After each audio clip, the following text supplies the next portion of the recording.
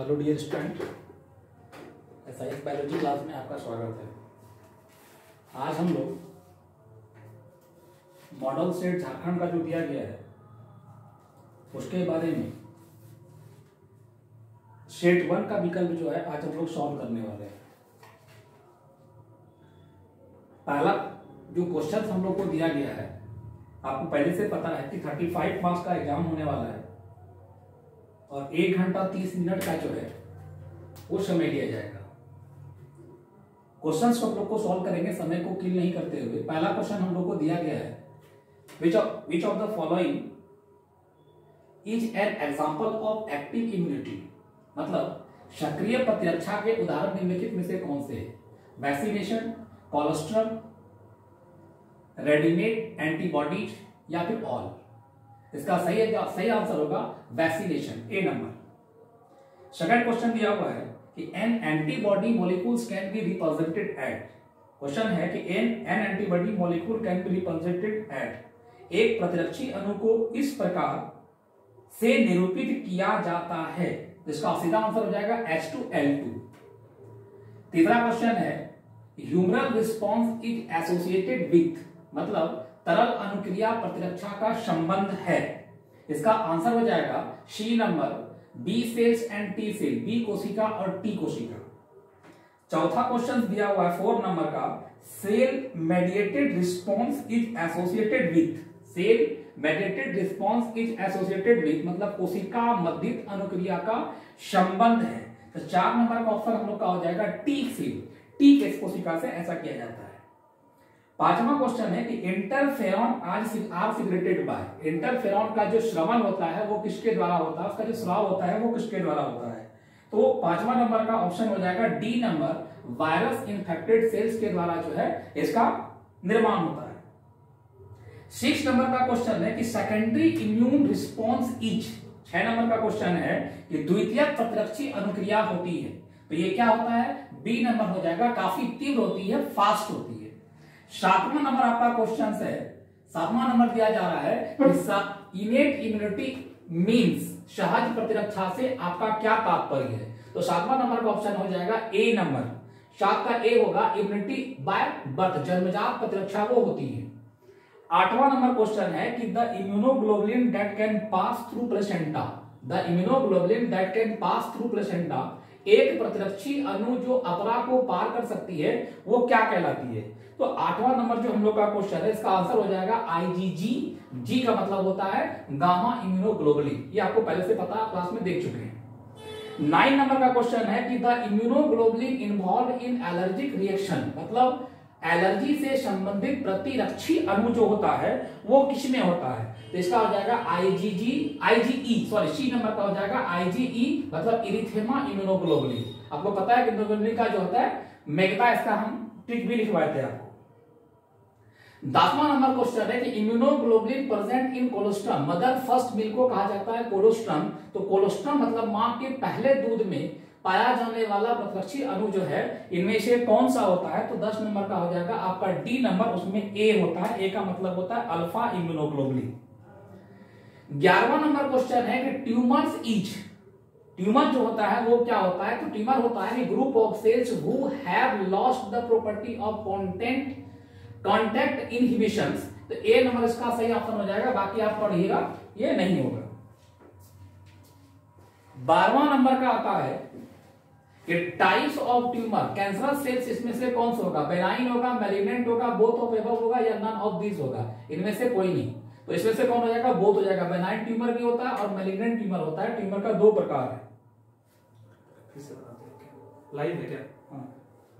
13 number question दिया हुआ है कि excessive and longer consumption of alcohol drug any Leeds into, alcohol के लंबे समय तक अत्यधिक मात्रा में सेवन करने से होने वाले नुकसान जो होते हैं वो कौन सा होगा? तो इसका आंसर हो जाएगा ऑल ऑफ दिस, सभी हो जाएगा। लिवर सिरोसिस भी होता है, रेस्पिरेटरी प्रॉब्लम भी होता है, सेरेब्रल हेमोरेज भी होता है, इसका मतलब वह ऑल हो जाता है। 14 नंबर का क्वेश्चन दिया हुआ है कि एलिसा किस सिद्धांत पर आधारित है? ELISA is based on the principle of किस पर? 14 नंबर हो जाएगा आपका ए नंबर, एंटीजन एंटीबॉडी के सिद्धांत पर वो आधारित है, ए नंबर ऑप्शन हो जाएगा। 15 नंबर का क्वेश्चन दिया हुआ है कि Widal test is associated with, Widal परीक्षण जो होता है वो निम्न में से किस रोग के लिए किया जाता है, तो डी नंबर हो जाएगा, टाइफाइड के लिए हम लोग विडाल टेस्ट करते हैं। 16 नंबर का क्वेश्चन दिया हुआ है कि DNA fingerprinting works on the principle of, DNA fingerprinting किस सिद्धांत पर आधारित है, एंटीजन एंटीबॉडी रिएक्शन के सिद्धांत पे, डीएनए पॉलीमॉर्फिज्म के सिद्धांत पे, कांटेक्ट इनहिबिशन के सिद्धांत पे, या फिर बी एंड सी दोनों हो जाएगा। तो 16 का हो जाएगा बी नंबर, डीएनए पॉलीमरेजन मतलब डीएनए बहुविधता के सिद्धांत पर यह आधारित होती है। 17 नंबर का क्वेश्चन है the term codon is associated with, मतलब शब्द कोडॉन निम्न में से किससे संबंधित है, इसका हो जाएगा टीआरएनए से जो होता है वो संबंधित होता है। 17 नंबर का। 18 नंबर का क्वेश्चन दिया हुआ है कि initiation codons AUG, initiation codons AUG codes for which of the following amino acid, प्रारंभक प्रपुट एयूजी में से किस एमिनो अम्ल के लिए कोड कहा जाता है, तो आपका 18 नंबर हो जाएगा मैथियोनिन के नाम द्वारा, डी नंबर ऑप्शन हो जाएगा। 19 नंबर आप क्वेश्चन देख चुके हैं, कई बार इस क्वेश्चन को देखे हैं कि the total number of amino acid, the total number of amino acids are, मतलब एमिनो अम्ल की कुल संख्या कितनी होती है, तो 22, 23, 15 या 20 होती है, डी नंबर ऑप्शन हो जाएगा आपका 20 होती है। उसके बाद 21 नंबर का क्वेश्चन दिया हुआ है कि the process of replication, the process of replication proceeds in the direction of, प्रतिकृतियन की प्रतिक्रिया निम्नलिखित में से किस दिशा में होती है, तो 20 नंबर का क्वेश्चन हो जाएगा आपका 20 का हो जाएगा ए नंबर, 50 डैश और 3 डैश। चलिए उसके बाद 21 का हम लोग आते हैं, synthesis of DNA molecules term RNA molecules is term as,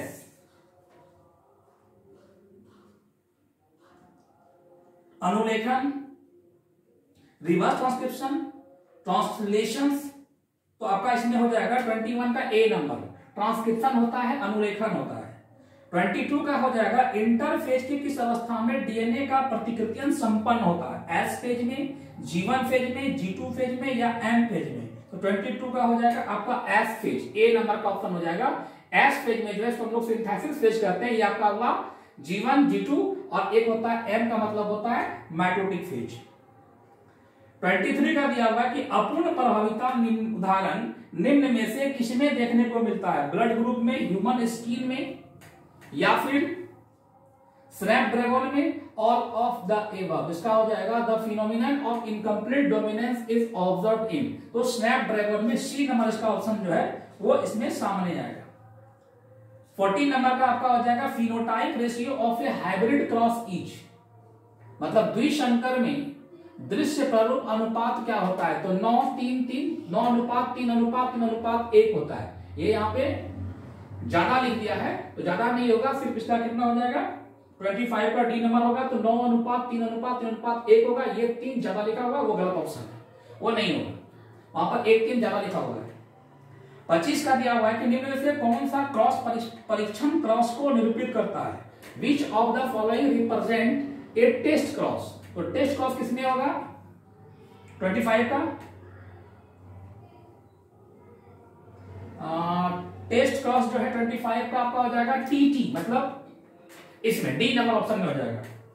26 number पे आते हैं, प्लीरोट्रॉफिज्म एक ऐसी घटना है जिसमें एक जीन एक से अधिक गुणों को नियंत्रित करते हैं, डी नंबर ऑप्शन हो जाएगा। 27 नंबर दिया होगा 27 नंबर का, which of the following are genetic materials एस, इसमें से कौन सा आपका जो है वो जेनेटिक मटेरियल होगा, निम्नलिखित में से किसी अनुवांशिक पदार्थों के अंतर्गत रखा गया है, डीएनए को रखा गया, आरएनए को, क्रोमोसोम को, या आपका ए एंड बी, तो ए में क्या आपका, ए में आपका दिया हुआ डीएनए, बी में दिया हुआ आरएनए, तो दोनों होगा, दोनों का मतलब क्या होगा आपका ए भी होगा और बी भी होगा, इसका मतलब डी ऑप्शन आपका हो गया।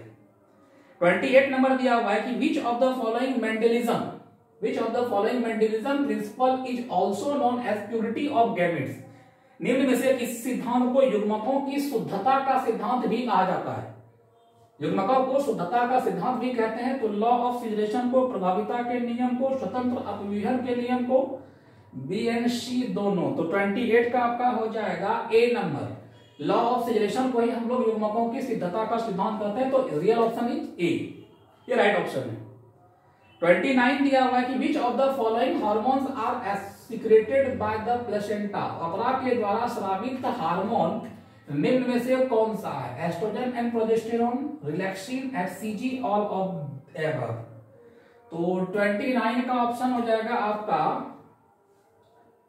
29 का हो जाएगा आपका ए नंबर। एस्ट्रोजन भी होता है और प्रोजेस्टेरोन होता है जो प्लेसेंटा के द्वारा स्रावित किए जाते हैं।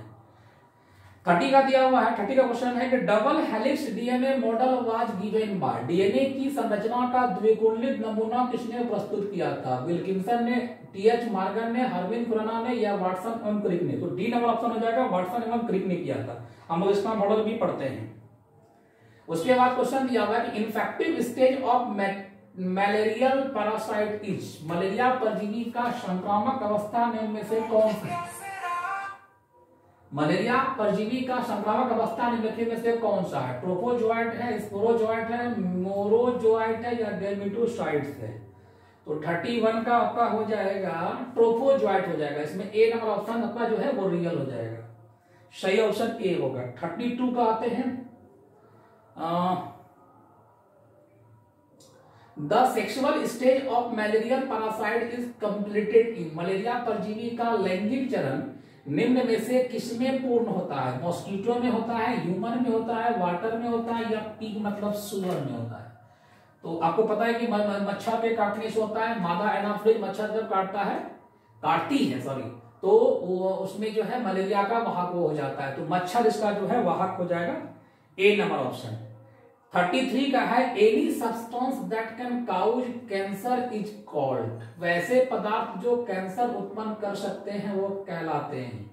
तो 33 का इसको हम लोग कहते हैं ऑपोजिन हो गया कैंसर के अध्ययन, मेटास्टेसिस आपको पहले से पता है कि एक जगह से दूसरी जगह फैलना, तो कार्सिनोजन जो है कैंसर जन, ए नंबर। 33 का आपका ए नंबर सही ऑप्शन होगा। 34 का आते हैं विच of the following is not a water polluted plant, इसमें से कौन सा है जो कि वाटर पॉल्यूटेड प्लांट नहीं है? 34 का आपका हो जाएगा वेलिशनेरिया तो है, ये वाटर पॉल्यूशन फैलाता है, हाइड्रिला भी है, जोस्टेरा भी है, वाटर लिली जो है ये वाटर पॉल्यूटेड प्लांट नहीं है, तो डी नंबर ऑप्शन जो होगा वो सही होगा। 35 का दिया हुआ है कि non sticky pollen grains are characteristic feature of, चिपचिपाहट रहित परागकण किसकी विशेषता है?